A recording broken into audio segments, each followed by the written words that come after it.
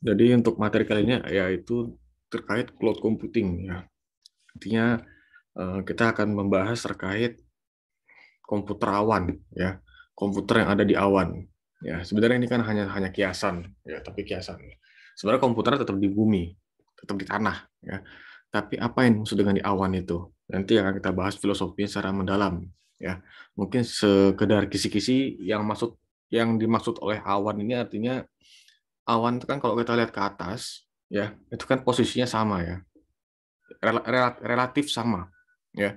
Artinya kalau saya sekarang di posisinya di Sleman ya, di Palagan ya, posisi saya sekarang di Palagan ya. Misalnya awan ini saya ya, ini awan ya, ini awan. Ketika saya berpindah ya, berpindah, ini saya lagi posisi di Palagan ya. Terus ini saya lagi posisi berpindah ke mana? Ke kampus ya, ke ITNY. Saya akan mendapati awan itu sama ya, relatif ya. Artinya relatif itu ya karena saya posisinya di situ dan posisinya tidak terjauh, kecuali kalau saya perginya ke Amerika tentu awannya beda, tapi ini kita anggap sebagai suatu hal yang sama dulu aja ya, relatif sama ya. Artinya kalau saya di Palagan terus saya pindah ke ini, saya tetap melihat awan yang sama ya, dengan ini kondisinya di luar, misal kalau hujan badai segala macam atau gimana, atau angin di atas sedang kuat, awannya pindah, itu saya nggak pikirkan. Tapi yang kita lihat, yang kita bawa adalah mau kemanapun kita ya, awan itu tetap di situ ya, anggapannya seperti itu. Nah sama, cloud computing itu punya filosofi yang sama seperti awan yang tadi saya jelaskan. Artinya apa? Mau dimanapun kita bisa mengakses ya, kita bisa mengakses komputer di saat itu. Jadi bukan laptop, ya. Cloud computing itu bukan laptop, tapi adalah kemampuan kita untuk mengakses komputer itu di mana aja, ya, di mana aja, tanpa kita mempedulikan kondisi sekitarnya. Memang laptop itu kan bisa kita akses kemana aja, tapi kondisinya tidak seperti itu. Ya, artinya adalah ketika kita bisa mengakses sebuah sistem, ya, pada sebuah jaringan di mana aja kapanpun dengan perangkat apapun, nah itu yang disebut dengan cloud, di cloud computing. Ya, jadi intinya semua hal, nanti ada beberapa service yang bisa kita bahas ya. Artinya komputernya itu tidak hanya sebatas oke, sistem komputer ditaruh di sebuah jaringan, kita bisa akses dari mana aja, enggak. Tapi nanti ada berbagai macam eh, pelayanan yang bisa diberikan ya. Nanti ada yang namanya software as service, terus infrastruktur as service, terus yang terakhir itu enggak. Jadi software as service, platform as service, kemudian infrastruktur as service ya. Dan sejatinya setiap dari kita ini ya, semenjak komputer itu ada, ya maka kita sudah pasti bertemu dengan yang namanya cloud computing ya. Itu bukan hal yang mustahil ya. Bahkan rekan-rekan semua mungkin ya, zaman zamannya kalau saya internet, waktu saya lahir tuh internet pasti belum ada ya. Pasti belum ada, cuman tidak sekarang. Mungkin kalau rekan semua yang lahir tahun 2000-an 2001 tuh internet sudah mulai merajalela ya.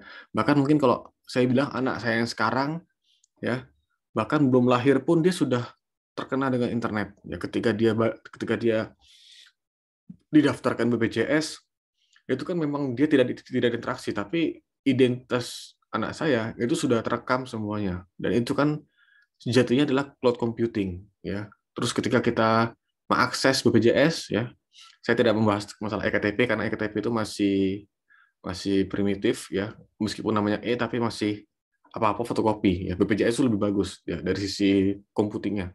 Nah, kalau BPJS sekarang, kalau kita ke puskes yang vaskesnya sudah lengkap, itu cukup bawa bawa HP ya. Saya sudah sering melakukan itu. Saya cukup bawa HP, tunjukkan kartu kartu digitalnya di aplikasi JKN, saya sudah bisa melakukan apapun. Artinya saya sudah nggak perlu lagi namanya kartu fisik segala macam. Sudah bisa terdeteksi, sudah bisa diurus semuanya. Ya, itu sejatinya adalah cloud computing. Ya, artinya kalau tanpa cloud computing, bayangkan eh, vaskesnya itu harus ngapain? Ya harus harus harus lakukan secara manual, artinya nomor ini harus dicek secara manual segala macam. Tapi Dengan adanya cloud computing nggak perlu, ya kita bisa meminimalisir delay tersebut. Dengan apa? Dengan menggunakan komputer yang terintegrasi dengan jaringan. Ya, jadi memang cloud computing ini IoT tingkat tinggi, yang dimana kita sudah harus mengkondisikan ke banyak sekali perangkat. Ya, ini kaitan nanti dengan interoperability juga. Artinya bagaimana perangkat yang sangat banyak itu bisa diintegrasikan dengan satu hal. Ya, nanti ada berbagai macam jenis juga, jenis-jenis cloud computing. Ya, ada yang heterogeneous, ya ada yang grid, ya, dan lain-lain. Nanti akan kita bahas secara lanjut di slide-slide selanjutnya. Tapi setidaknya di yang pertama ini saya akan memberikan gambaran ya. Artinya bahwa cloud computing itu bukan lagi hal yang bisa kita hindari, ya. Kita ini ngezoom ini aja namanya pakai cloud computing, ya. Kenapa ya? Karena dalam merekamnya ini, kemudian eh, terus juga pengiriman datanya itu semua ke server semua, ya. Bahkan dalam merekam video ini saya tidak menggunakan local resource, tapi saya record by cloud. Artinya rekaman ini itu akan masuk ke server, ya. Jadi screen ini masuk ke server. Tapi di server itu direkam, ya, direkam terus diproses sama mereka. Jadi biasanya kan kalau kita versi yang manual itu kita record to local computer, artinya ya kita rekam dia secara lokal, terus nanti setelah selesai itu diproses secara lokal oleh komputer kita. Makanya biasanya komputer kita harus jangan dipatiin dulu, atau kita bisa tunda terus diproses nanti, ya di decoding nanti. Tapi kalau kita record to cloud, artinya nanti urusan si Zoom yang memprosesnya itu sudah cloud computing, ya. Tentu yang record to cloud itu hanya berlaku untuk yang pro, ya. Kalau di kampus kan alhamdulillah dia ada pro-nya, ya. Tapi kita harus daftar dulu, ya. Kita harus daftar untuk mendapatkan license pro-nya.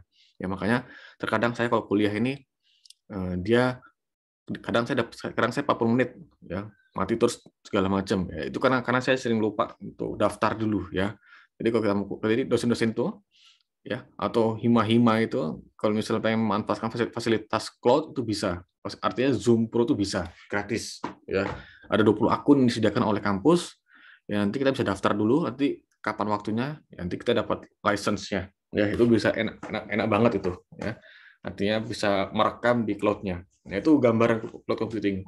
Rekam semua pakai WhatsApp, ya itu cloud computing, ya, karena kan itu meskipun dia end to end user communication, tapi tetap dia harus butuh server untuk menghubungkannya, ya. Kemudian rekan semua pakai YouTube, ya YouTube juga itu cloud computing, ya, karena untuk store video segala macam ya itu harus di komputer pusatnya. Terus kita mengakses library di video-video di YouTube itu. Jadi secara nggak langsung kita sudah harus, ya, sudah terbiasa dengan cloud computing, ya.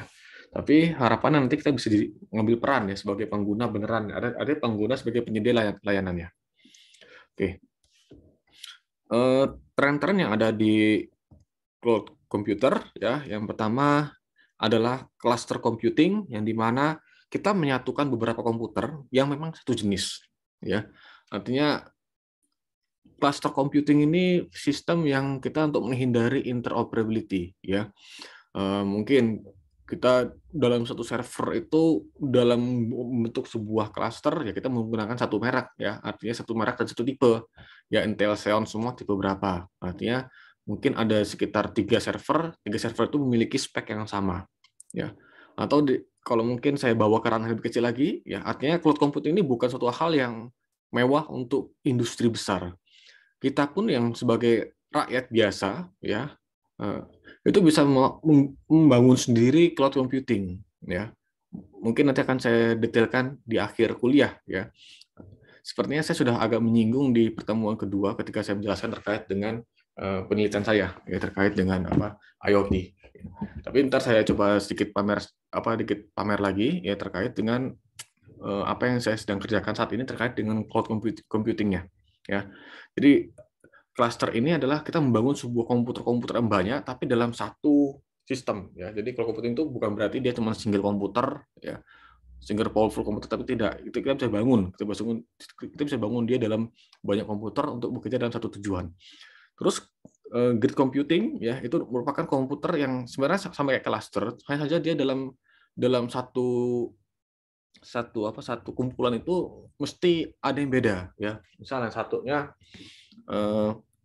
pakai Intel, yang sebelahnya pakai ARM atau AMD arsitekturnya, ya. Artinya dia heterogeneous, artinya berbagai macam jenis komputer ya, dia tuh untuk mengerjakan satu komputer yang besar. Contohnya apa grid computing ini? Grid computing ini mungkin bahasa kerennya sekarang blockchain ya. Blockchain itu ya bagian dari ini cloud computing ya. Hanya saja blockchain itu kan dia tidak serta-merta dikuasai oleh satu user, tapi dia merupakan komunitas. Nah, satu pool itu di bawahnya ya, misalnya untuk menambang itu kan dia ada beberapa pool ya. Itu. Misal satu pool ini. Di bawah ini untuk memproses untuk dapatkan satu blockchain itu, dia di bawah dia untuk menambang itu bisa berbagai macam komputer ya. Mungkin yang skala industri dia bisa sampai ribuan ASIC miner ya. Tapi bukan berarti yang kita sebagai orang biasa menggunakan mungkin Intel grafik ya, bisa juga. Bisa juga. Artinya kita bisa dimanfaatkan grafik card-nya atau CPU-nya untuk mining-nya. Ini grid computing. Artinya dia punya berbagai macam tipe hardware yang bisa bekerja untuk menjalankan satu tugas yang besar ya, karena untuk menghitung hash dalam blockchain itu membutuhkan resource yang sangat besar ya, karena semuanya digital. Nah, tapi dia bisa dijalankan dalam grid computing ya, karena tidak mungkin dalam blockchain itu menyelaraskan satu cluster computing, apalagi dia sudah public ya. Tapi kalau private ya nggak ada masalah ya. Terus utility computing artinya dia lebih ke arah sumbernya, packet resource yang tersedia untuk computing and storage. Kemudian cloud computing dia jauh lebih besar lagi. Artinya kita bahas yang secara umum terkait dengan komputer yang memang dia itu sangat terkonfigurasi, kemudian di mana-mana ya, ubiquitous itu artinya di mana-mana, dinamis ya, artinya dia cepat dengan perubahan, kemudian aksesnya pun dia sangat terbuka ya. On demand access itu artinya dia bisa diakses di mana aja, kapan aja ya, dan oleh siapa aja ya. Kalau memang nanti cloud computingnya dia berupa public ya. Oke. Nah, adapun perkembangan dari cloud computing ya, yang tentu yang pertama masih berupa timeshare mainframe computer ya. Zaman dulu kan komputer masih mainframe, artinya satu komputer besar ya yang nanti bisa menghandle beberapa pekerjaan, dan dia masih berupa timeshare, artinya dalam melakukan eksekusi pekerjaan itu dia masih terbagi jadi beberapa waktu ya. Artinya mungkin dalam waktu pertama dia mengerjakan ini, waktu kedua dia mengerjakan yang lain segala macam ya. Dia timeshare mainframe komputer. Kemudian sudah tahun 69 itu sudah mulai dengan namanya APRANET. Ya, APRANET artinya ya mungkin lokal internetnya zaman dulu. Artinya sudah mulai menghubungkan antara dua komputer dalam satu jaringan. Ya. Kemudian IBM sudah mulai memperkenalkan terkait dengan VM. Ya. Karena nanti kalau computing itu tidak hanya berupa jaringan, ya, tapi juga dia berupa apa? Berupa virtual machine. Nanti ada virtual machine, ada Docker ya. Terus itu sudah saya jelaskan di pertemuan kedua ya. Tapi kita bahas lagi di cloud computing ini. Jadi cloud computing itu karena dia nanti berupa share komputer, artinya komputer digunakan bersama-sama, ya maka nanti dia harus bisa satu CPU itu harus bisa mengoperasikan beberapa OS di dalamnya ya. Nah, ini kaitannya dengan VM ya. Nah, tapi zaman sekarang VM sudah ada saingannya ya terkait dengan Docker ya. Tentu bukan berarti mana yang lebih baik, tapi adalah mana yang lebih pas untuk kasus yang tepat ya. Tentu kalau saya bilang VM itu bagus untuk beberapa hal, dan Docker juga bagus untuk beberapa hal, tapi bukan berarti mereka saling menghilangkan ya, karena semua ada pasarnya masing-masing ya. Tentu kalau kalau kita semacam hobi segala macam lebih nyaman menggunakan Docker karena tidak terlalu berat. Cuman kalau memang benar-benar full untuk virtualisasi ya maka gunakanlah VM ya, seperti itu. Kemudian sudah mulai ya tahun 90-an expansion of the internet ya, kemudian sudah mulai namanya VPN ya, virtual private network, dan tahun 90-an ini sudah naik ya, sudah mulai naik, komputer internet itu sudah mulai ya booming lah tren-trennya ya. Kemudian cloud computing sudah diperkenalkan, dan tahun 2000 ya, mungkin kalau rekan semua di sini beberapa masih ada yang masih muda ya, mungkin baru lahir tahun 2000 tuh kalau dibilang zaman-zamannya kita benar-benar internet itu sangat tren sekali ya. Mungkin kalau bahasa kerennya sekarang ya, kalau rekan semua pernah merasakan yang namanya demam giok ya. Itu saya ingat waktu saya itu 2014 ya. Orang-orang semua seneng main giok sampai batu giok tuh harganya gila-gilaan. Nah, sama di tahun 2000-an itu saham-saham yang berkaitan dengan teknologi, ya terutama internet itu naiknya gila-gilaan, ya sampai nggak masuk akal karena memang zaman itu saat tren, ya mungkin bahasa saintifiknya adalah .com bubble, ya artinya dari yang dimana perusahaan-perusahaan teknologi itu harga sahamnya naik nggak kira-kira sehingga ada saatnya dia pecah, ya ada saatnya dia drop semua, ya sama kayak batu giok itu ketika orang sudah bosen, sudah paham, oh ternyata ini kok harganya mahal banget, ya maka dia langsung menjual semuanya terus harganya drop. Nah sama yang terjadi pada tahun 2000-an itu karena tren komputer internet itu sangat tinggi, ya maka dia tahun 2000-an pecah .com bubble itu artinya jeblok semua harga-harga sahamnya, ya karena orang-orang cuma ikut arus aja, ya ikut arus. Oke, kemudian tahun 19 keluar Salesforce.com, 2002 muncul AWS, ya. Kemudian 2006 muncul AWS Elastic Computer EC2. Kemudian 2008 Google Apps.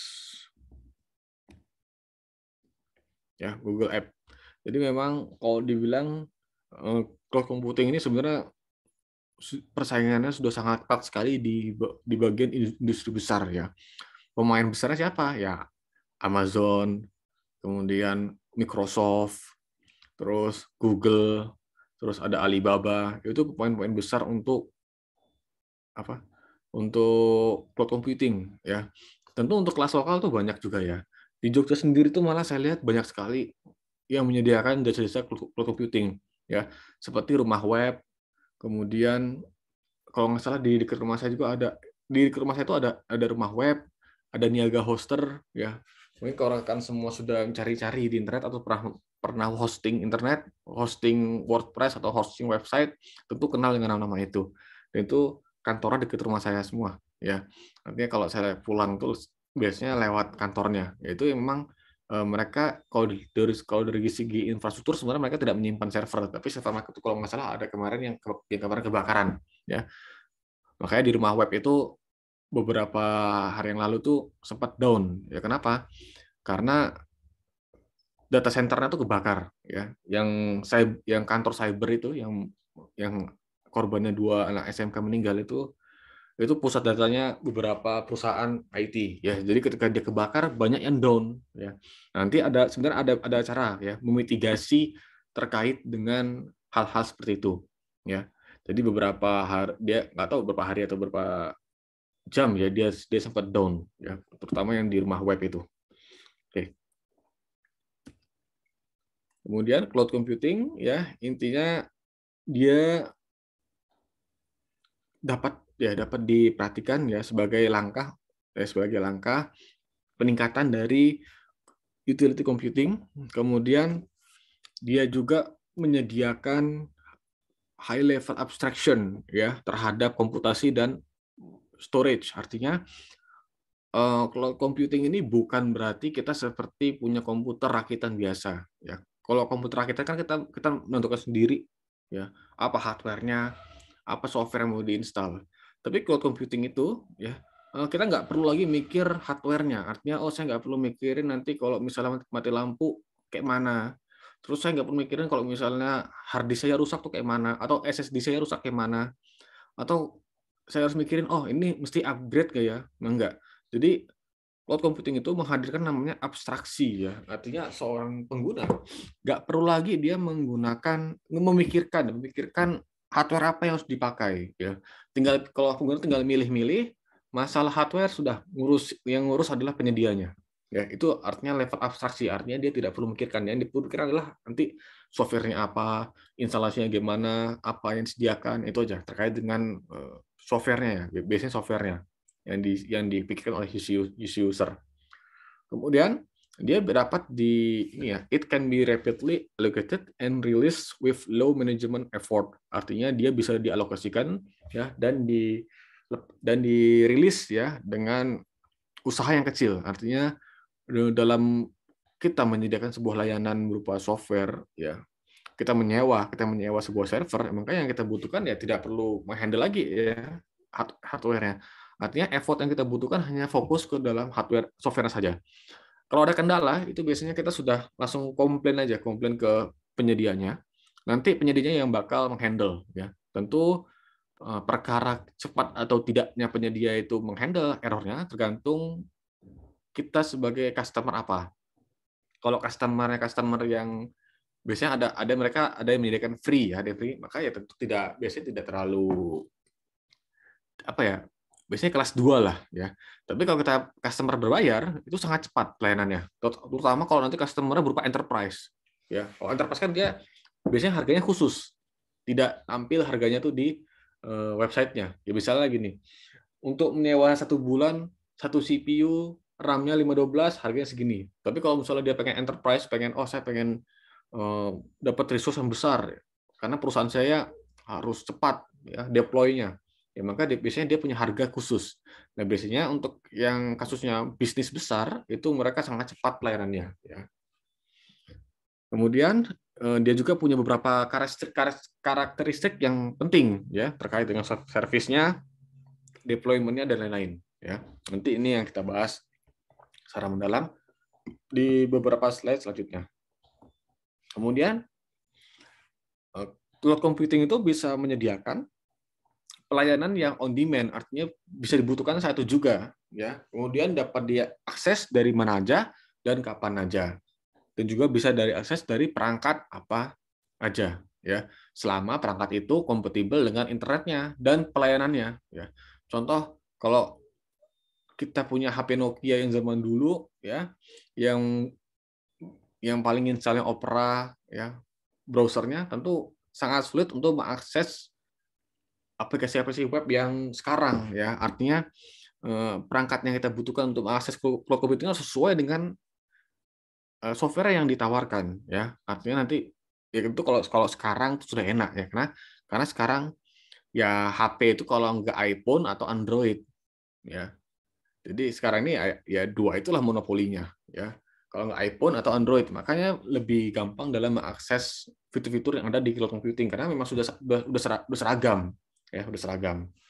Oke. Kemudian ya ini visual model ya untuk cloud computingnya. Jadi kan ada 3 ya.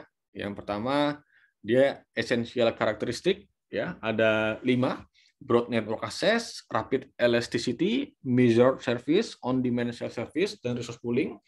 Kemudian service modelnya dia berupa software as service, platform as a service, kemudian infrastruktur as a service. Kemudian deployment modelnya dia nanti bisa berupa public ya, private, hybrid, and community ya. Nah, jadi ini kurang ya. Ini ada nanti namanya inter ya, ada inter ya. Oke, jadi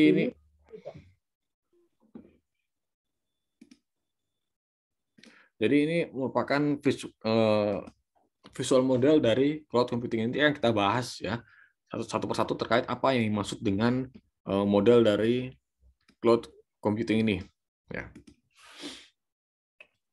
Nah, kemudian apa sih keuntungan kita menggunakan cloud computing ya? Nah, yang pertama adalah kita nggak perlu mikir lagi dengan investasi infrastruktur ya. Jadi memang dalam cloud computing ini, kalau memang kita mau sewa komputer di internet, maka alhamdulillahnya adalah kita nggak perlu merancang, nggak perlu keluar duit untuk investasi awal hardware-nya, ya. Karena cost yang dibebankan dalam penyewaan cloud computing itu sudah include di dalamnya. Misal gini, saya menyewa di komputer ya, di rumah web sebesar 300.000 ya, 300.000 sebulan. Maka yang saya dapat itu satu CPU, tentu CPU-nya CPU yang Intel Xeon ya. Kemudian RAM-nya 512 ya, megabyte. Kemudian bandwidth saya dapat adalah mungkin 1 gigabyte ya per second. Kemudian maksimum bandwidth-nya mungkin 1 tera ya, 1 tera. Terus saya dapat SSD sekitar 20 GB ya. Nah, sekarang kalau kita bayangkan ini kita buat cloud computing versi kita sendiri, artinya kita urus sendiri, maka untuk membangun ini tentu ada biayanya. Ya, ada biaya. Yang pertama ya harus punya biaya internet, kemudian harus punya CPU, harus punya motherboard, ya, harus punya RAM, harus punya SSD juga. Ini SSD-nya bukan SSD yang hard disk ya, maksudnya bukan SSD yang SATA 3, tapi SSD-nya sudah versinya NVMe yang sudah sangat cepat sekali, ya. Maka ini sangat tidak harga segini itu sangat murah hitungannya, ya, walaupun dia per bulan ya, per bulan. Tapi kan kalau misalnya kita membangun ini sendiri di awal, tentu kita harus hitung juga perawatan ini tiap bulan tuh berapa, terus belum internet kita harus bayar juga berapa, ya. Maka jadinya untuk skala kecil, untuk membangun cloud computing, maka jadinya lebih murah kita menyewa, ya, menyewa. Kenapa ya? Karena kita nggak perlu mikirin hardware-nya. Terus nanti nih kalau misal hardware rusak, ya, kalau kita nggak punya komputer yang dua, ya, misalnya kita nggak punya komputer backup, ya wes mati server kita, ya. Tapi kalau sudah ranahnya cloud, artinya si penyedia itu sudah punya punya penyedia cloud itu punya mitigasi biasanya. Mereka punya backup di situ. Ya, artinya kalau misalnya satu down akan dihandle oleh komputer yang lain, ya. Makanya keuntungan dari pengembangan cloud computing ini, ya, yang pertama adalah nearly, artinya near itu ya hampir nggak ada, ya, hampir nggak ada. Walaupun sebenarnya ada apa ya untuk aksesnya, ya. Tentu untuk mengakses dari cloud computing itu kita butuh infrastruktur, tentu nggak mahal, ya. Laptop yang murah pun yang 2 juta 3 juta tuh, ya, itu bisa, pasti bisa, ya, selama dia terhubung dengan internet, ya. Yang penting dia terhubung dengan internet, terus dia mampu menghandle aplikasi yang disediakan oleh pihak penyedia cloud-nya, ya. Jadi nearly zero, bukan zero cost, tapi nearly zero, hampir tidak menyediakan biaya untuk infrastrukturnya. Kemudian dia real time, ya. Real time itu artinya ya dia harus tersedia. Kemudian untuk mengaksesnya itu dia tidak butuh delay yang besar, ya. Artinya dari penyedia cloud computing itu sudah paham bahwa oh ketika jam segini maka yang akses banyak orang, maka dia harus resource yang disediakan harus ditingkatkan, ya. Atau dia paham bahwa resource yang disediakan itu mampu untuk menghandle mungkin 10.000 user, ya, maka dia harus menjaga itu agar infrastruktur cloud computing itu tetap stabil, ya. Artinya kalau dia melebihi misalnya dari 10.000 tiba-tiba ada 20.000 user, ya maka komputernya akan tidak real time nanti. Kenapa? Karena banyak delay untuk melakukan proses pekerjaan. Kemudian dia more efficient, ya, jadi more efficient karena memang kalau kita membangun dari cloud computing, ya, tentu resource-nya itu tidak selalu 100% digunakan, ya. Contoh, misal kita membangun sebuah server untuk sebuah website dan dia peak-nya itu hanya peak, artinya kunjungan website itu hanya dari jam 7 sampai jam 8 malam. Sisanya itu dia sedikit yang mengunjungi. Maka kan tuh resource hardware-nya itu terbuang percuma. Tapi kalau dalam cloud computing karena dia berupa share, ya, share resource, artinya kalau misalnya nih satu user ini tidak menggunakan resource itu, maka dia akan digunakan oleh user yang lain. Maka dia lebih efisien dari pemanfaatan sumber dayanya. Kemudian, nah, yang versi sekarang ini itu pakai usage based costing. Kalau tadi yang saya jelaskan, misal kita bayar 3.000 sebulan, maka kita dapat resource itu segitu. Tapi yang sekarang yang ditawarkan adalah lebih keren lagi. Bayar sesuai yang Anda pakai, ya. Jadi kalau misalnya nih kita kayak tadi jam 7 sampai jam 8 itu penuh, maka saya butuh 2 CPU. Terus ketika lagi sepi, ya maka saya hanya butuh satu CPU. Nah, usage based costing ini artinya kita dikenai biaya hanya sesuai dengan yang kita gunakan. Kalau misalnya jam 7 sampai jam 8 malam itu lagi full-fullnya, kita pakai 10 CPU, ya maka kita bayar sesuai dengan yang kita gunakan, ya 10 CPU itu. Tapi kalau misalnya kita di posisinya itu lebih dari jam itu, hanya menggunakan satu CPU, maka bayar sesuai dengan satu CPU itu. Ya, ini usage based costing, artinya dia lebih fleksibel dibandingkan kalau tadi saya bilang, oke, 3.000 sebulan untuk ini. Itu namanya fixed cost, ya, fixed costing, artinya cost-nya itu sudah fix, ya, artinya mau sepi mau rame segitu harganya. Tapi yang sekarang, ya, ini dia sudah mulai memperkenalkan pakai sesuai dengan yang Anda gunakan. Ya, ini sangat sangat berguna sekali ya. Jadi kalau rekan semua tahu Netflix, ya Netflix itu kan dia menggunakan sistem usage based costing. Artinya ya karena dia akan menyesuaikan dengan siapa yang nonton, berapa yang nonton, ya. Contoh kayak Squid Game kemarin. Kalau dia pakai fixed cost, ya artinya resource-nya sesuai fix ya selama sebulan atau setahun, segitu aja, maka ketika melonjaknya Squid Game, ya maka dia akan down di situ. Kenapa? Karena agak susah untuk melakukan scalability segala macam.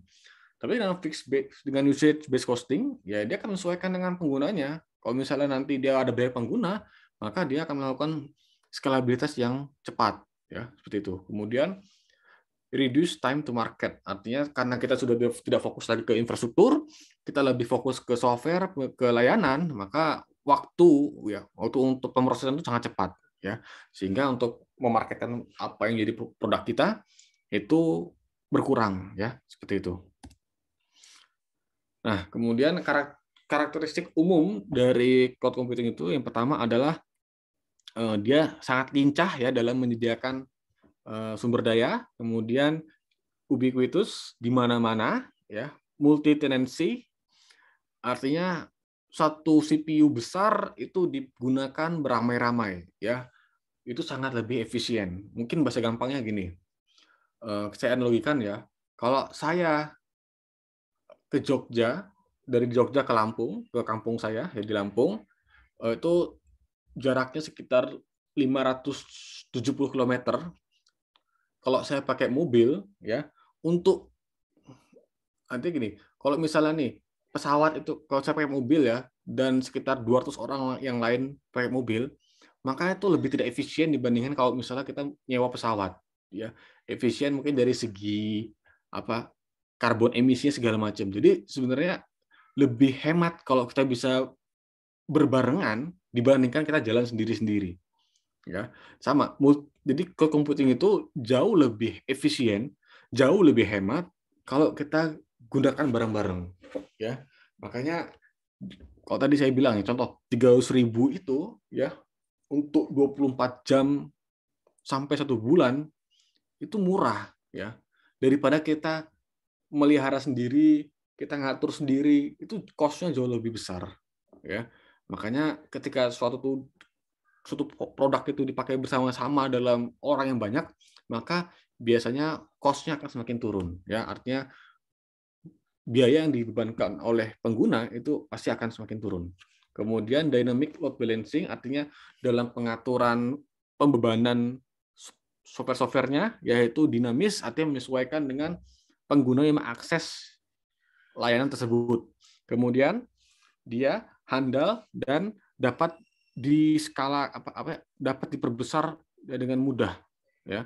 Artinya kayak tadi, kalau misalnya kayak Netflix itu tiba-tiba dia ada lonjakan, maka dia scalable-nya sangat bagus. Artinya untuk mengakomodir pengguna yang banyak itu ya dalam satu waktu, ya maka dia bisa scalable sangat sangat baik, ya. Kemudian low cost and low maintenance, ya, karena memang terkait dengan multi tenancy, ya, dia lebih murah ya dan lebih mudah untuk di maintenance, ya. Karena tadi saya ulang lagi, dia lebih fokus ke arah software aja. Masalah infrastruktur itu yang ngatur adalah si penyedianya. Kemudian security yang meningkat dan memiliki akses kontrol, ya. Jadi karena penyedianya ini adalah pihak ketiga dan pihak ketiga itu menjual produk mereka, ya, terkait cloud computing, maka biasanya dia jauh lebih bagus. Kenapa? Karena dia mempertaruhkan, ya karena security itu ya salah satu jaminan mereka. Kalau mereka tidak bagus security-nya, maka siapa yang mau, ya? Dibandingkan kita memelihara sendiri. Ya, contoh di ITNY itu hoodie-nya, servernya itu nggak cloud, artinya kita melihara sendiri servernya itu di ITNY. Makanya kemarin sempat dihack, ya. Jadi website ITNY itu dihack. dan itu down sekitar 1 hari, ya. Ya itu. Jadi karena dia security-nya itu lokal, artinya ya tidak sebagus dengan security yang memang dia berupa cloud computing besar, yang memang mereka punya fokus yang sangat kuat. Kenapa? Karena dia harus menjaga jutaan customer. Jadi kalau misalnya security-nya jelek, ya maka dia akan kehilangan bisnis tersebut. Ya. Nah, kemudian yang esensial karakteristik ya terkait ya ini ya karakteristik penting dari cloud computing yang pertama adalah broad network access ya. Nah, yang namanya cloud computing tadi kalau saya bilang dari awal bahwa dia harus bisa diakses di mana aja dan kapan aja ya. Artinya suatu hal tuh bukan cloud computing kalau misalnya dia cuman diakses secara lokal ya, hanya satu gedung, ya itu bukan cloud ya. Artinya kalau misalnya itu cuma jaringan lokal saja, artinya bukan suatu hal yang broad access ya, tidak terlalu luas ya dari sisi penerapannya. Kemudian dia juga harus mendukung ya terkait mekanisme standar dalam pengambilan data informasi menggunakan antarmuka yang tradisional. Artinya cloud itu harus mampu menyediakan akses kepada setiap perangkat ya. Artinya kalau kemarin kita bahas terkait interoperability ya. Nah, cloud itu harus mampu mengkomunikasikan data mereka itu ke banyak perangkat ya. Artinya selama perangkat itu nggak jadul-jadul amat ya, dan dia menggunakan satu protokol yang sama dengan cloud computingnya, ya maka tuh ya itu bagus artinya cloud computingnya ya. Artinya cloud-nya itu harus bisa mengakomodasi banyak protokol ya, banyak protokol untuk komunikasi dengan berbagai macam interface ya. Kemudian dia juga harus mendukung banyak klien ya.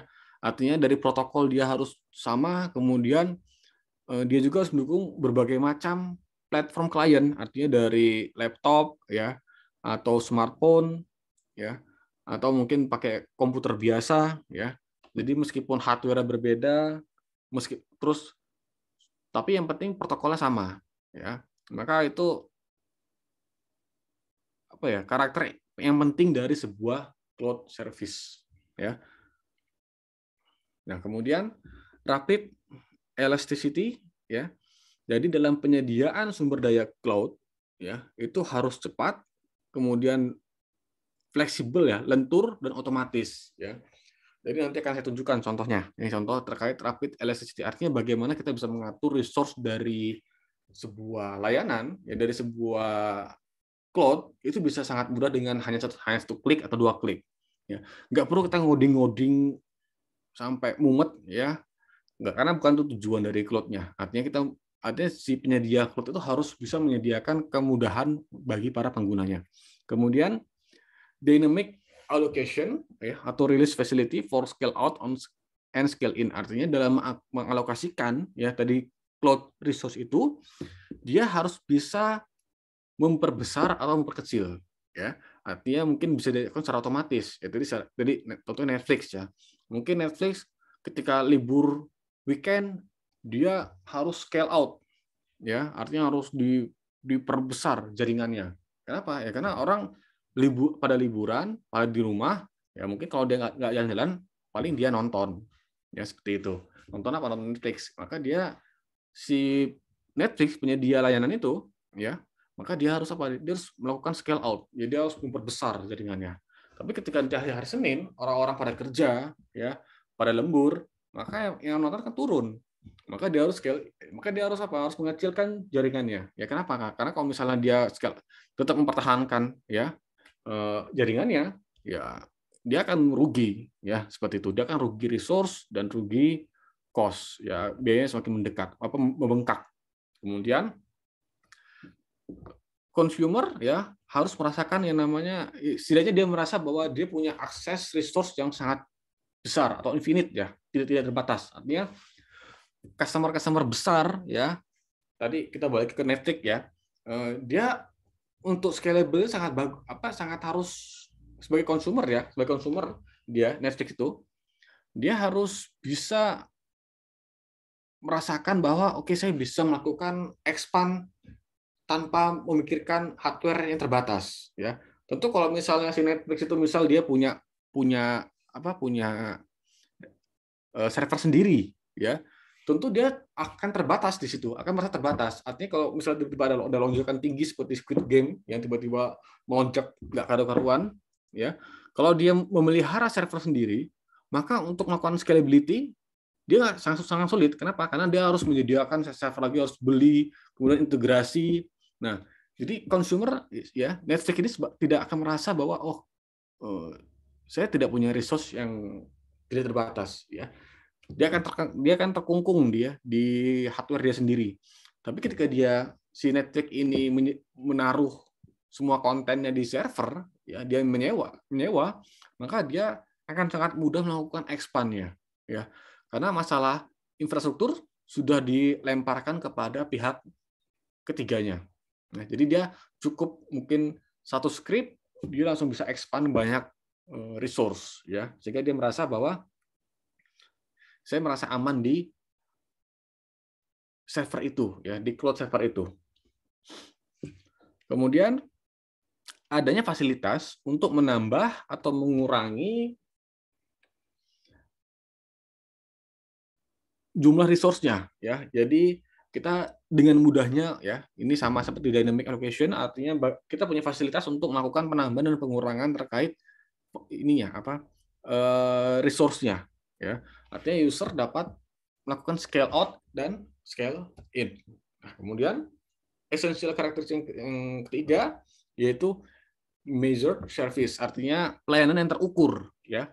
Jadi sejatinya kalau kita melakukan cloud service, ya, maka kita biasanya si penyedia itu akan menyediakan meteran, ya. Sama kalau misalnya rekan semua ini kalau ngisi token atau yang masih konvensional, yang masih berupa analog, ya, artinya masih berupa piringan putaran, terus petugasnya itu masih ngecekin nilainya itu, ya, itu kan sebenarnya adalah cara untuk merecord, ya.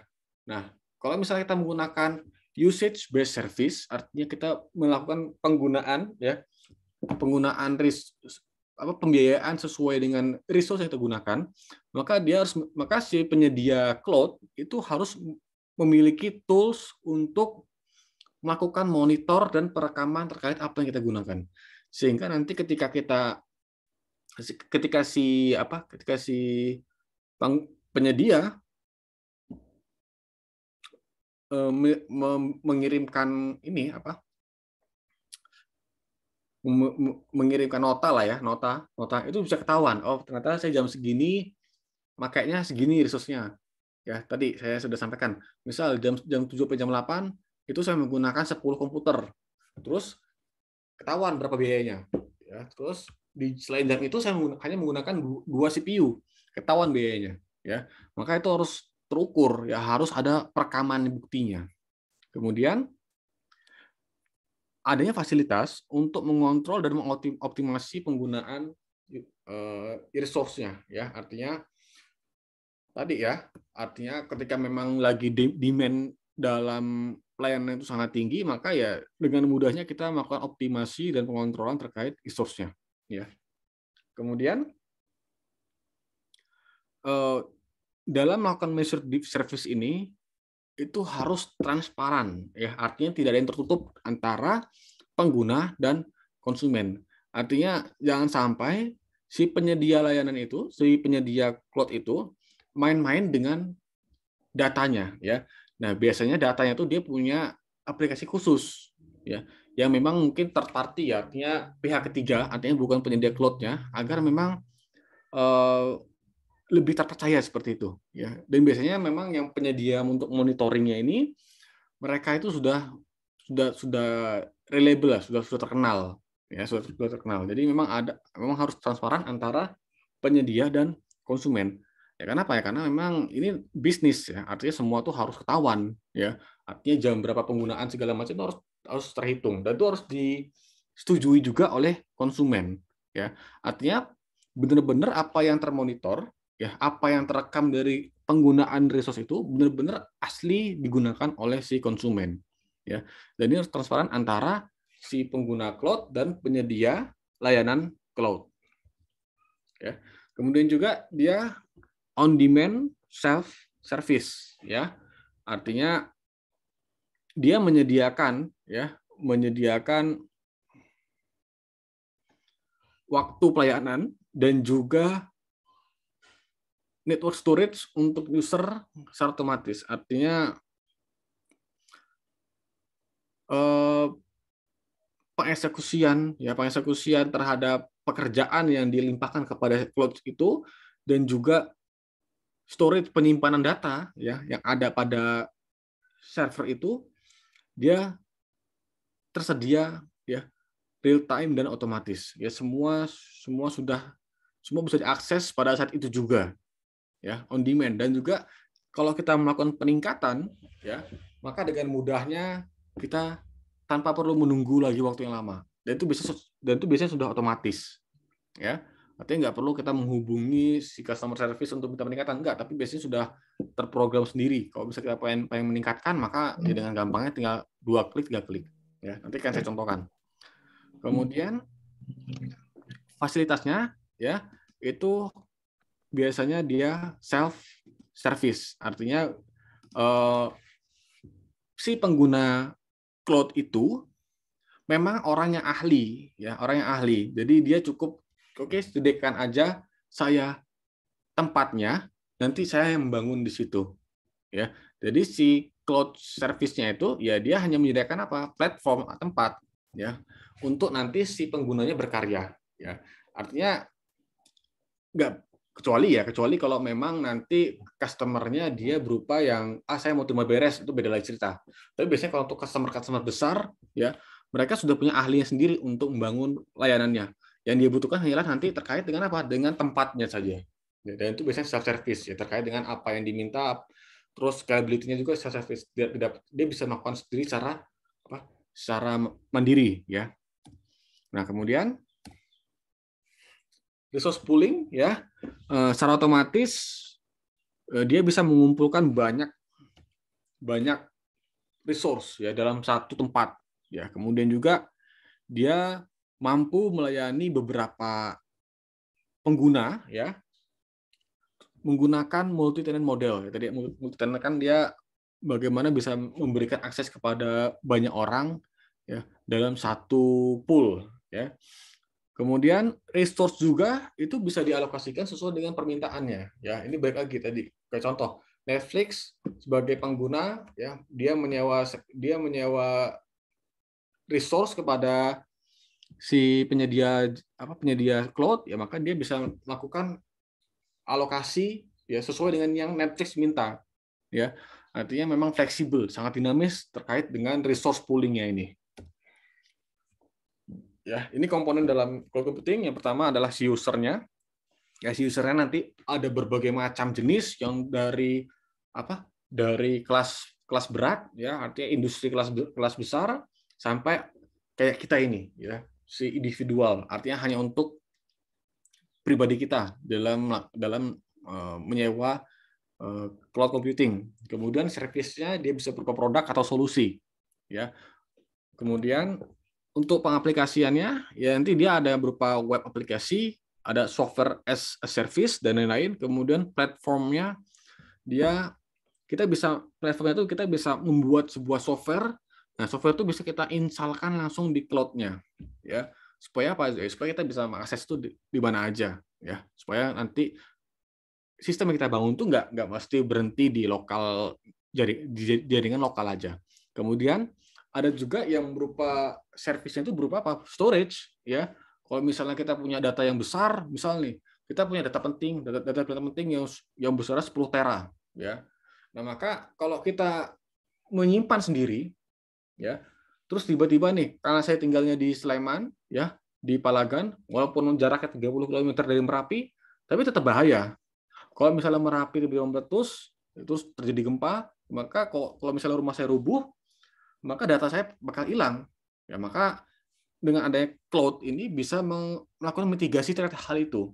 Ya, contoh kayak kemarin yang kebakaran di rumah, yang kebakaran di gedung cyber itu, ya, sehingga menyebabkan beberapa pelayanan service website itu down. Itu kalau misalnya mereka punya mitigasi, misal, oh servernya ada 2, jadi kalau misalnya satu kebakaran, satu akan menjadi backup. Ya, maka itu akan lebih mudah, akan lebih mudah untuk customer satisfaction. Jadi customer akan puas dengan pelayanan itu. Tapi masalahnya biasanya akan lebih mahal, ya, lebih mahal. Makanya yang seperti ini biasanya itu untuk kelas-kelas industri kelas berat, ya kelas besar, seperti Google. Google itu, ya, meskipun dia lokasinya di Amerika, tapi data center mereka di mana-mana, ya, di mana-mana, di mana aja. Artinya kalau misalnya nih kita nyimpen data, ya, data kita di Google Drive, ya, kan kalau yang free itu 15 giga, ya. Tapi kalau kita ini, saya nggak tahu kalau mahasiswa ya, tapi kalau dosen itu karena karena ITN ini berlangganan, ya, maka ITN itu dapat 1 tera, ya. Maka setiap dosen dapat 1 tera. Tapi kalau mahasiswa saya nggak tahu berapa. Ya, jadi setiap dosen dapat 1 terabyte, kan sangat besar. Artinya kalau saya menyimpan itu di Google Drive, terus tiba-tiba se-Indonesia itu ada bencana, maka data saya aman. Kenapa? Karena disimpan di mana-mana. Ya, Google punya mitigasi terkait dengan datanya itu. Dia biasanya akan mengcopy, menduplikasi ya data itu ke mana-mana. Ya, artinya kalau misalnya data center di Singapura, ya, misal Singapura kebanjiran, terus server semua rusak, maka Google punya backup datanya kemana? Ya bisa di Jakarta, bisa di Myanmar atau di mana, ya, atau di Thailand. Ya, artinya data saya itu ada di mana-mana, ya. Artinya dia punya mitigasi backup-nya, ya. Itu storage computing. Kemudian infrastruktur, ya. Nanti ada virtualisasi, ada IaaS dan EC2. Nanti kita akan bahas di slide selanjutnya.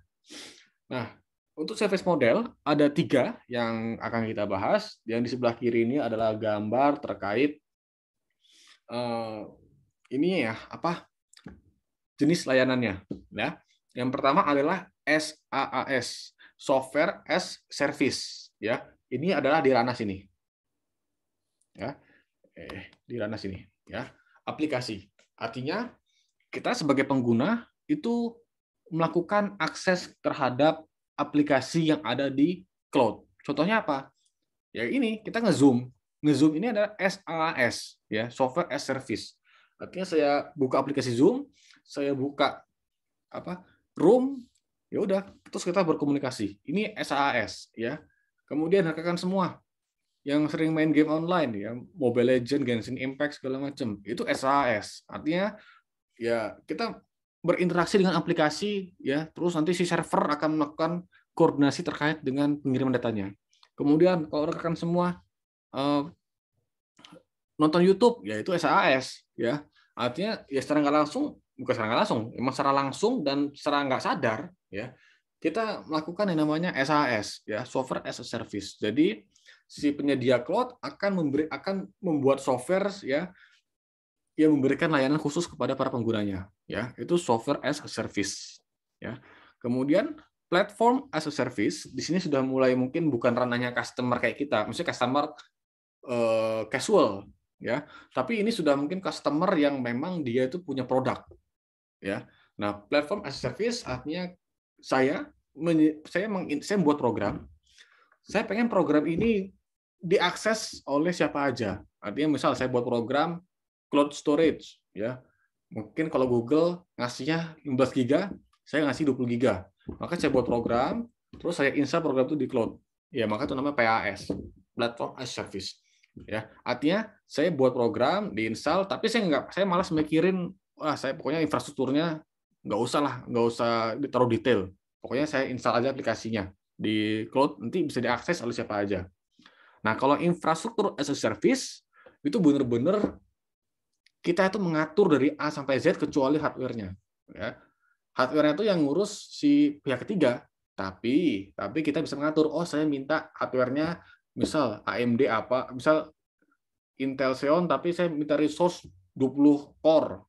Terus saya minta hardware-nya 1 tera, RAM 1 tera, kemudian SSD-nya 1 tera juga, yaitu terus firewall-nya security-nya saya mengatur, ya.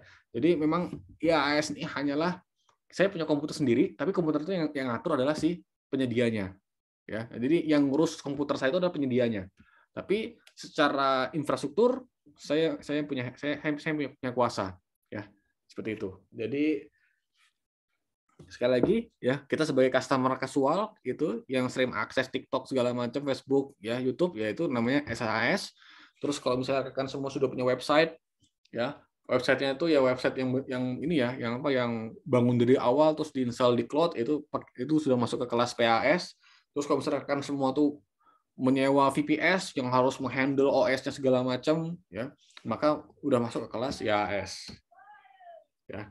Nah, software as a service ya, yaitu untuk memberikan, ya, jadi si provider itu memberikan, ya, aplikasi kepada end user-nya. Artinya dia menyediakan suatu hal ke end user-nya.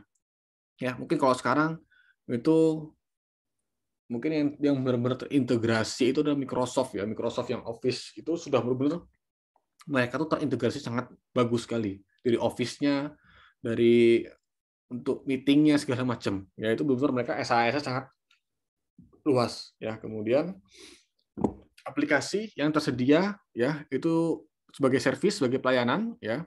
Gojek itu juga SaaS, ya. Grab itu juga SaaS, ya, software as service.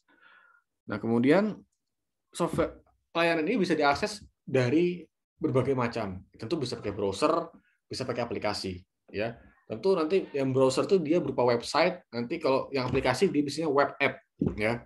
Web app itu kayak aplikasi yang memang harus terkoneksi dengan internet agar dia bisa diakses, ya. Ya kayak Tokopedia, Bukalapak itu kan SaaS. Artinya kalau nggak ada internet, ya pasti akan muncul error, ya. Artinya dia butuh internet untuk mengakses. Kecuali kalau game-game yang memang dia offline, ya. Artinya tanpa jaringan pun dia bisa diakses. Nah, kalau misalnya kayak kalkulator di Android kita itu bukan SaaS. Kenapa ya? Karena tanpa internet pun dia akan jalan, ya. Dia sudah tersedia dan terinstall di situ. Kemudian si pengguna, ya dia hanya bisa menikmati aplikasinya aja. Dia nggak ngatur apapun, nggak ngatur OS-nya, nggak ngatur infrastrukturnya, nggak ngatur resource-nya segala macam. Dia hanya menikmati apa yang disediakan oleh si penggunanya. Nah, kemudian platform as a service, ya, PaaS, ya, PaaS adalah sebuah fasilitas, ya, yang diberi si pengguna. Ini bukan lagi pengguna yang memang kasual, yang hanya memanfaatkan cloud sebagai, ya, aplikasinya aja. Tapi di sini dia setidaknya sebagai pembuat aplikasi, ya. Artinya dia buat aplikasi, terus dia install di cloud service-nya. Contoh, kalau rekan semua ini punya website, ya, maka rekan semua ini sebagai PaaS, ya, sebagai pengguna platform as a service, bangun website segala macam, ya, terus diinstalkan di cloud, ya, maka itu sebagai PaaS. Artinya kita nggak perlu ngatur. Nah, ini di bagian intermediate, di bagian tengah, dia nggak perlu ngatur-ngatur lagi, ya, nggak perlu ngatur apapun, nggak perlu ngatur terkait dengan resource-nya, ya. Ya wes, pokoknya saya install, masalah hardware ya udah itu urusan si pihak penyedianya. Kemudian yang terakhir adalah infrastruktur as a service. Nah, di sini tadi yang saya bilang, sebagai pengguna saya mengatur semuanya, ya. Saya mengatur OS apa yang dipakai, berapa storage yang saya butuhkan, terus berapa kecepatan internetnya, terus CPU-nya berapa yang saya pakai, semua diatur, ya. Dari sisi apa? Ya mungkin alokasi hardware-nya sampai nanti bagian aplikasinya. Ini yang biasanya benar-benar dari bawah, ya. Ini biasanya untuk kelas-kelas industri, ya. Atau sebenarnya kalau untuk rekan semua tuh bisa pakai ini, ya. Bisa, nanti saya akan tunjukkan, ya, terkait dengan IaaS ini, infrastruktur as a service. Ya, benar-benar dia mengatur semuanya dari A sampai Z. Yang dia nggak atur hanyalah hardware-nya. Contoh kayak misalnya mati lampu, ya si pengguna IaaS ini nggak perlu mikirin. Yang perlu mikir itu adalah penyedianya. Terus misalnya nih, keluar SSD yang terbaru atau keluar Intel yang terbaru, maka si pengguna nggak perlu mikir lagi untuk upgrade-nya. Itu urusannya penyedia. Yang dia butuhkan hanyalah harus memenuhi resource seperti ini. Nanti penyedianya yang akan menyesuaikan, ya. Walaupun dia punya andil dalam penentuannya, nanti dalam pengadaannya, instalasinya, upgrade-nya itu akan dilakukan oleh si pengguna, si penyedia. Ya, ini IaaS. Oke, nanti akan saya tunjukkan ya secara langsung mana itu SaaS, mana itu platform as a service, mana itu infrastruktur as a service. Ya, nanti akan saya tunjukkan contohnya. Nah, dalam melakukan deployment, dalam melakukan apa ngedeploy itu apa ya bahasa Indonesia? Disebar atau diterapkan lah ya. Itu ada 4. Ya, ada public, ada private, ada hybrid, ada others. Ya. Nah, yang public cloud itu seperti Amazon Web Service, Alibaba Cloud, rumah web itu public cloud. Artinya semua bisa mengakses itu. Tentu yang namanya public bukan berarti gratis. Ya bayar, tapi resource-nya dimanfaatkan oleh banyak orang. Ya, artinya bukan service ya, karena ini nggak mungkin gratis. Ya, kecuali kalau memang ada orang kaya yang pengen ngasih cuma-cuma ya maka itu bisa gratis ya, tapi biasanya ini kan komersial ya, meskipun dia public artinya bukan berarti gratis, tapi artinya dia bisa dipakai oleh semua orang ya sesuai dengan kemampuan budgetnya ya, dan itu biasanya cloud-nya ini dimiliki oleh sebuah perusahaan ya yang menyediakan pelayanan cloud ya, contoh tadi AWS, Google, Azure, ya Alibaba, ya yang lokal tadi ada Niaga Hoster, kemudian rumah web dan lain-lain. Itu yang saya tahu ya, karena itu dekat rumah saya. Nah, kemudian enaknya public cloud adalah pertama dia murah karena memang dipakai bersama-sama dan ketika lebih banyak orang maka itu lebih murah. Contoh, kalau misalnya rekan-rekan semua mau buat website, ya itu bahkan bisa gratis buat website di Google, ya. Bahkan saya pernah lihat di Google itu kalau kita buat website itu di charging hanya $1 per tahun. $1 itu kan 15.000 per tahun, ya. Kenapa mereka bisa semurah itu? Karena Google sudah internasional dan juga resource-nya dipakai oleh banyak orang sehingga cost-nya dia jauh lebih rendah lagi untuk maintenance-nya, ya. Kemudian dia untuk skalabilitasnya sangat bagus ya karena memang public dan juga karena dia pasarnya luas sehingga dia dalam scalability-nya sangat cepat ya. Kemudian pay per use ensure that from user perspective no resource wasted. Artinya dengan sistem dengan memanfaatkan sistem bayar yang hanya Anda pakai, maka si customer itu merasa nyaman. Kenapa ya? Karena kalau misalnya sekarang sistem yang saya gunakan itu nggak sia-sia gitu loh. Kalau misalnya sepi, ya udah saya bayarnya murah.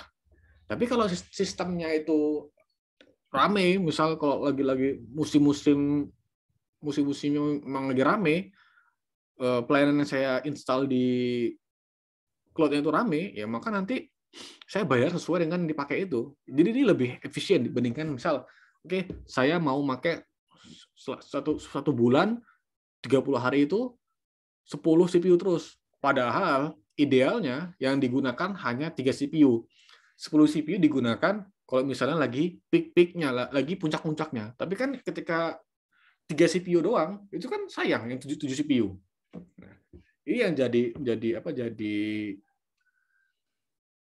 jadi masalah ya. Makanya dengan pay per use, maka itu bisa memberikan rasa kenyamanan kepada user bahwa cost yang dia jalankan, yang dia berikan, yang cost yang dia bayarkan itu benar-benar sesuai dengan yang dipakai di resource-nya itu. Ya. Seperti itu.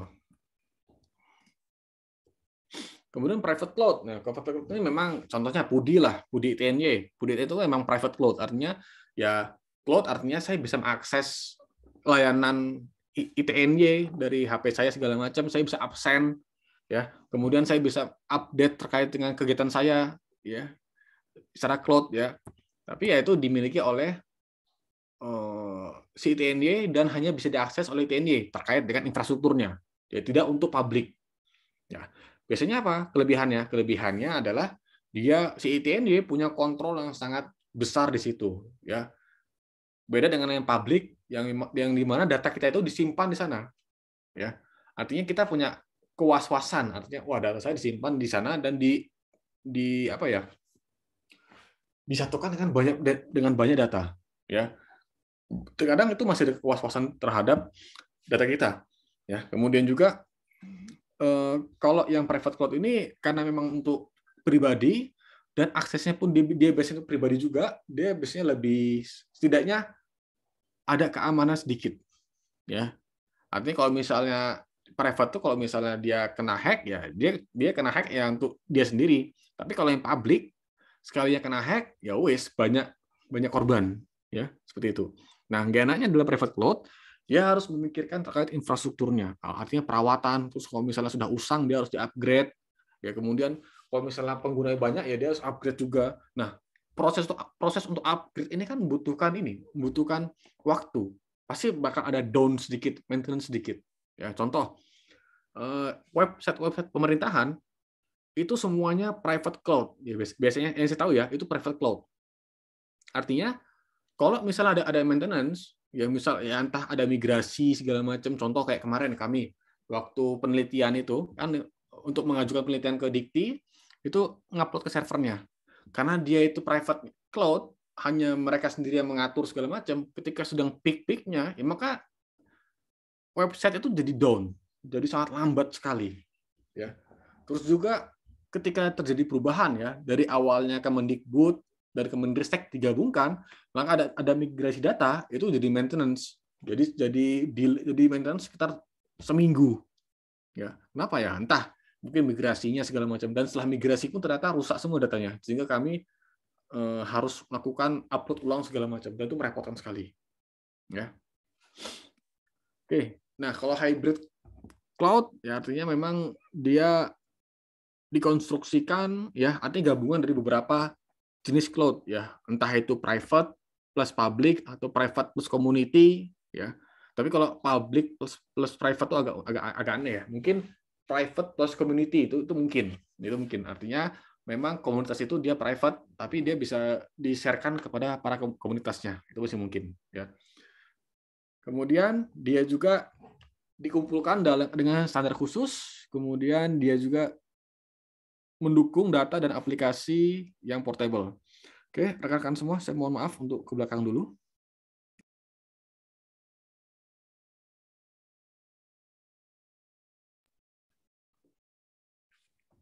Oke, kita lanjut ya. Jadi hybrid itu terkait dengan ya kita membangun sebuah cloud yang memang itu dia menggabungkan dari beberapa model deployment-nya, deployment modelnya. Ya contoh private plus community ya atau yang lainnya ya. Kalau private public ya mungkin ada ya, tapi kayaknya agak unik ya. Ini hybrid cloud artinya penggabungan antara dua atau lebih ya terkait dengan setup dari cloud tersebut.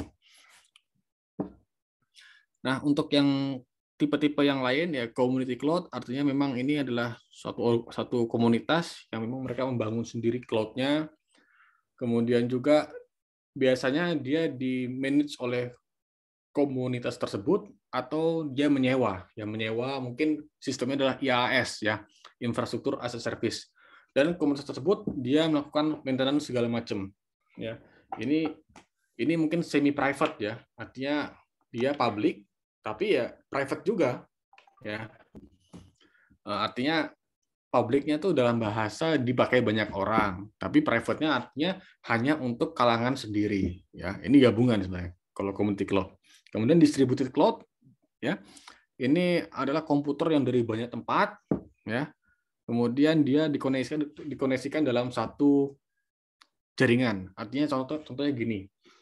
Kalau misalnya kita punya banyak, misalnya nih, kita perusahaan yang sangat besar, terus perusahaan ini memang dia mungkin di big data ya. Big data itu artinya dia mengolah data yang besar untuk mencari intisari dari data yang besar tersebut. Ya mungkin bahasa gampangnya kayak BCA, bank BCA segala macam lah ya. Kita ambil case-nya BCA. BCA itu dia pasti distributed cloud, artinya berbagai macam server ya di setiap titik, setiap cabang ya, setiap cabang besar ya, maka dia saling berkomunikasi, saling bertukar ledger ya. Kan kalau misalnya bank-bank itu kalau sudah beralih ke digital, mereka punya digital ledger ya. Artinya dalam melakukan transaksi itu ada semacam catatan ya. Nanti dia akan saling bersinkronisasi segala macam, tapi dalam satu jaringan. Meskipun dia menggunakan jaringan internet, tapi yang dipasti adalah jaringan internet dia secure menggunakan VPN, Virtual Private Network ya. Tentu saya yakin rekan semua sudah bisa menggunakan VPN ya. Kalau di Google kan, kalau di Google Apps itu kan pasti banyak penyedia VPN untuk mengakses situs-situs yang diblokir ya, seperti Reddit segala macam ya. Nah, tapi VPN juga sejatinya itu sangat bagus digunakan untuk perusahaan-perusahaan besar ya. Untuk apa? Untuk saling berkomunikasi antara unit meskipun dia berbeda tempat yang dihubungkan oleh internet. Agar apa? Agar apa yang mereka kirimkan antara unit itu bisa secure, bisa aman. Ya, kenapa? Karena jaringannya meskipun dia internet, tapi data yang dikirimkan itu dikunci. Ya, jadi meskipun ada hacker, ya, dia ngambil datanya itu, tapi dia nggak bisa buka data itu. Kenapa? Karena dikunci. Yang tahu kuncinya hanyalah si unit-unit yang bersangkutan saling komunikasi. Ya, itu distributed cloud seperti itu. Nah, ada lagi multi cloud, ya.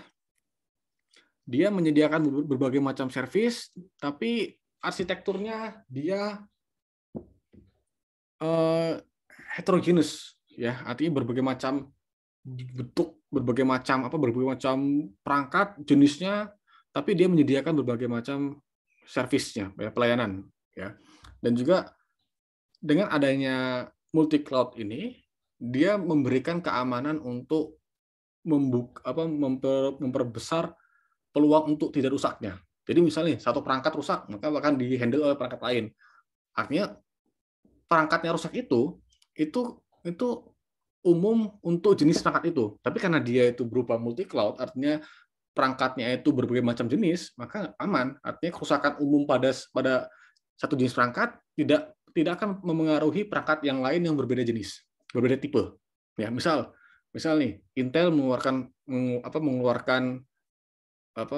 CPU terbaru yang Xeon, ya Xeon. Tapi ternyata 2 tahun setelahnya dia ada masalah dan semua produksi Intel Xeon itu bermasalah semua setelah 2 tahun itu. Terus kalau misalnya si penyedia jasa itu dia punya AMD EPYC sebagai mungkin alternatifnya, maka akan aman, ada backupnya. Nah, itu multi cloud. Kemudian intercloud, dia menyatukan berbagai macam cloud, ya. Cloud-nya cloud, ya. Jadi inter itu kan artinya komunikasi antara unit, ya. Jadi intinya cloud itu disatukan semua, ya. Dan juga mungkin ini adalah bahasanya adalah bapaknya para cloud, ya. Jadi cloud itu bisa saling komunikasi antara satu yang lainnya, ya.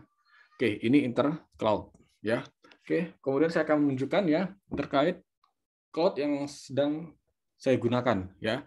Ini cloud yang saya gunakan ini memang cloud-nya itu adalah cloud private, ya. Cuman di sini akan saya buka sedikit, ya, tentang apa yang saya sedang bangun. Kalau ini kan saya sudah tunjukkan di pertemuan kedua terkait dengan penelitian saya. Tapi sejatinya dalam cloud yang saya buat ini itu tidak hanya menghandle terkait penelitian saya, tapi juga menghandle terkait dengan apa yang saya butuhkan, apa yang saya sediakan, artinya apa yang saya inginkan. Ya, di sini berbagai rentangnya dia berupa SaaS, ya. Artinya saya menyediakan sebuah aplikasi yang itu saya nikmati sendiri. Terus saya juga kalau PAS saya nggak ada deh, karena di sini saya tidak membangun software, ya, karena softwarenya semua third party, artinya software yang saya gunakan ini saya hanya install, tapi nggak saya bangun itu loh, ya, nggak saya bangun, karena saya menggunakan software yang dia itu open source, yang memang dibangun oleh komunitas, ya, tapi saya SAS juga, artinya aplikasi yang saya install itu saya nikmati sendiri, ya, dan isi saya nikmati, ya. Tapi kalau PAS-nya mungkin terkait dengan website, ya, website. Jadi ada beberapa website yang di-hosting di private cloud saya. Jadi ada PAS-nya ke arah website, kemudian EAS-nya ya tentu dalam membangun server ini ya saya sendiri yang mengatur, ya. Mungkin yang paling bawah lagi adalah ya ini adalah karena di private cloud, ya saya sendiri semua yang mengatur, ya. Artinya dari pemilihan perangkat ya segala macam, ya. Contoh, oke, di sini kan saya pamer sedikit. Ya, di sini kalau dilihat ini adalah karena saya menggunakan sistemnya adalah Docker, ya, menggunakan Docker system, tidak menggunakan virtual machine, maka dengan menggunakan 2 Raspberry Pi itu sangat cukup untuk menghandle sekitar 31 layanan. Jadi ada 31 service yang dihandle oleh 2 buah Raspberry Pi, ya. Servisnya apa aja? Kalau kita buka, pertama ada Adminer, Bazaar, mungkin ini ya, mungkin yang sering dikenal ada WordPress ya untuk menghosting website. Di sini ada sekitar 1, 2, 3. Ada 3 website ya dalam komputer saya ya. Dalam Raspberry Pi saya, kemudian di sini ada TV headend ini untuk menyetel TV-TV luar negeri. Kemudian ada sonar untuk mencari film-film ya, di luar film-film ya. Ada radar, kalau radar itu untuk mencari TV series, kemudian ada Nextcloud untuk sebagai Google Drive saya, kemudian ada Mosquito ini untuk MQTT ya untuk penelitian saya, kemudian untuk ada database sebagai storage system dan banyak lagi ya.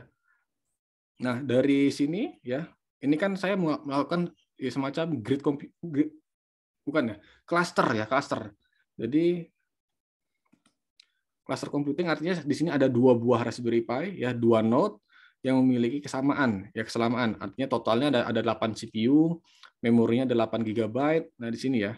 Jadi setiap perangkat ya, 2 perangkat ini menghandle masing-masing dari 31 ini ya.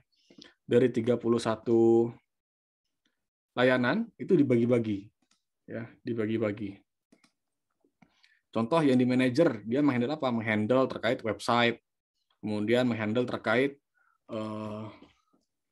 untuk media player segala macam, ya media player, terus menghandle terkait masalah download, ya masalah download menggunakan torrent segala macam. Kemudian yang sebagai worker, ya sebagai yang keduanya, ya pihak kedua, karena ada 2 Raspberry Pi, yang kedua dia menghandle masalah apa? Masalah storage-nya segala macam ya, storage, dia lebih ke storage sih, lebih ke storage dan pengaturan storage service-nya ya, seperti itu. Nah, ini semua bisa diakses, bisa diatur ya. Makanya kalau misalnya rekan-rekan semua lihat ya, rekan-rekan semua lihat di Elinas itu tugas-tugas yang saya berikan ya.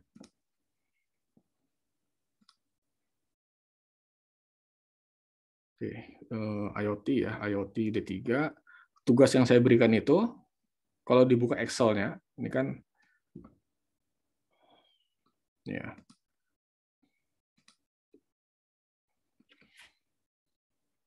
Ini D3 Excel. Nah, Excel-nya kalau download itu sudah saya bagi-bagi ya tugas-tugasnya. Ini kalau dibuka. Nah, ini ada link-linknya. Nah, link-link ini kalau rekan-rekan semua akses, ini akan membuka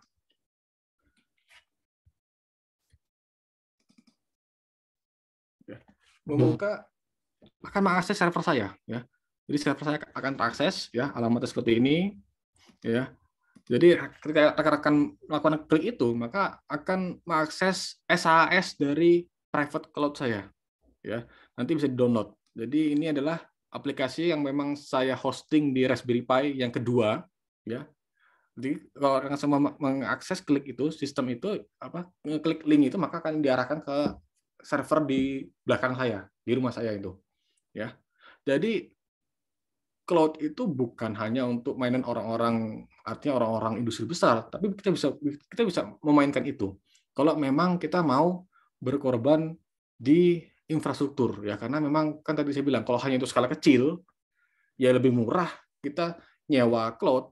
Tapi kalau tujuannya untuk belajar, ya untuk penelitian, maka ya ada cost yang harus dikorbankan. Ya, tentu nanti bisa disesuaikan. Kalau misalnya rekan-rekan punya budget berapa, maka bisa disesuaikan dengan kebutuhannya apa. Ya, karena di sini saya punya 2 Raspberry Pi, sehingga saya bisa melakukan apapun di sini. Artinya, contoh saya bisa menghosting website, ya, tapi websitenya saya terbengkalaikan, ya, nggak jalan. Ini belum saya perbaiki. Terus website istri saya juga ya, karena dia punya punya apa? Punya dia jualan buku, ya saya coba hostingkan dia website di server saya, ya. Jadi ini kalau dibilang ya ini di hosting di Raspberry Pi, ya. Jadi ini bukan menyewa, ya. Yang saya bayar hanyalah ya listrik dan paketnya, ya. Internetnya saya pakai IndiHome, ya ini pakai IndiHome. Kemudian kalau misalnya saya pengen nyari film, ya saya menggunakan radar, ya. Di sini saya bisa mencari film apa aja, ya. Contoh, misalnya film apa yang terbaru ya. Di sini ada nggak rekomendasi film? Tapi ini ilegal ya. Di sini ada yang mau ngasih saya rekomendasi film? Pak, Pak. Apa? Eternal. Ya. Oh, ini sudah saya download. Nah, ini tinggal cari aja filenya. Otomatis semua. Dia searching, jadi sistem saya akan mencari di mana tempat downloadnya. Agak lama ya, Bang. Karena dia mencari dari beberapa macam library.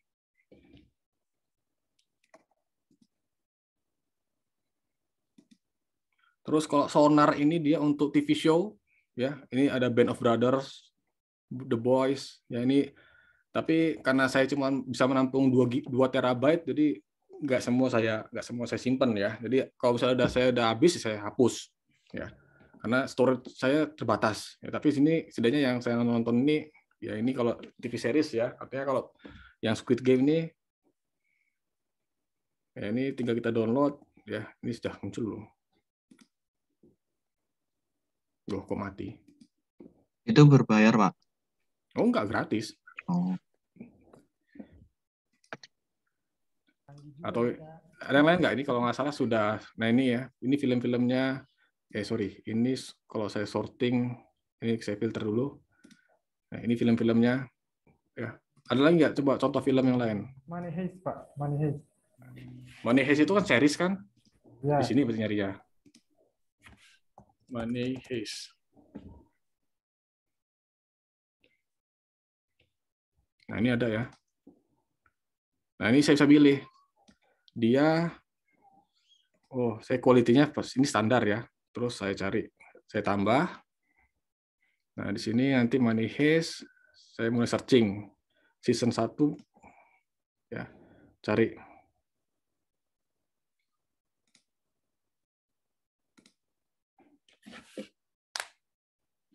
Tapi karena ini dia berbasis torrent, ya artinya kalau torrent itu kan dia end to end, artinya kalau misalnya nggak ada komputer yang membroadcast Money Heist, ya nggak ada yang bisa di-download, ya. Makanya kalau series ini, kalau misalnya seriesnya sudah lama, itu biasanya sangat sulit nyarinya. Tapi kalau film-film itu biasanya masih awet, ya masih awet. Ini kalau misalnya nih, karena masih merah, artinya saya belum download.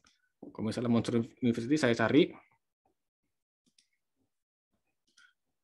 nah ini kan sudah ketahuan ya.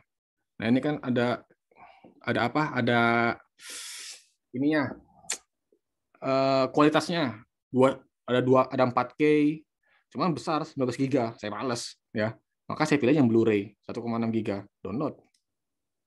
Maka nanti di aplikasi yang lain, torrent, ya, maka dia akan otomatis mendownload. Nah ini torrentnya. Nah ini Eternal sudah ada ya.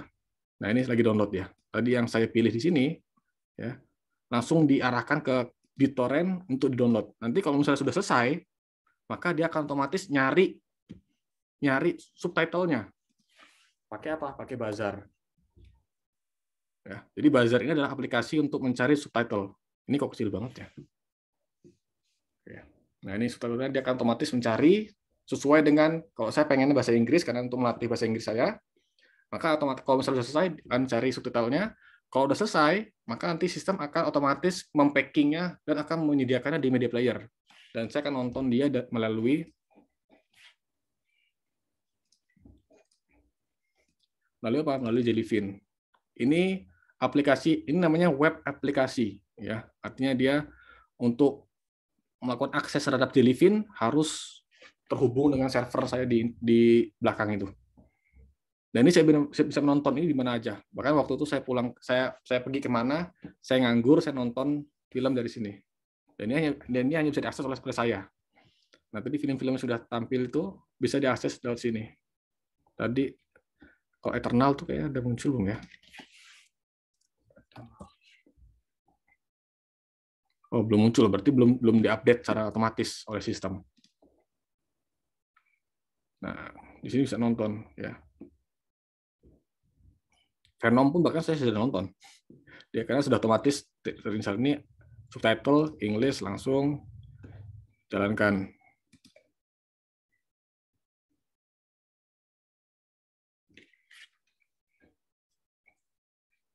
Tapi yang ini kalau nggak salah masih agak jelek sih kualitasnya, karena mungkin masih baru ya, masih baru.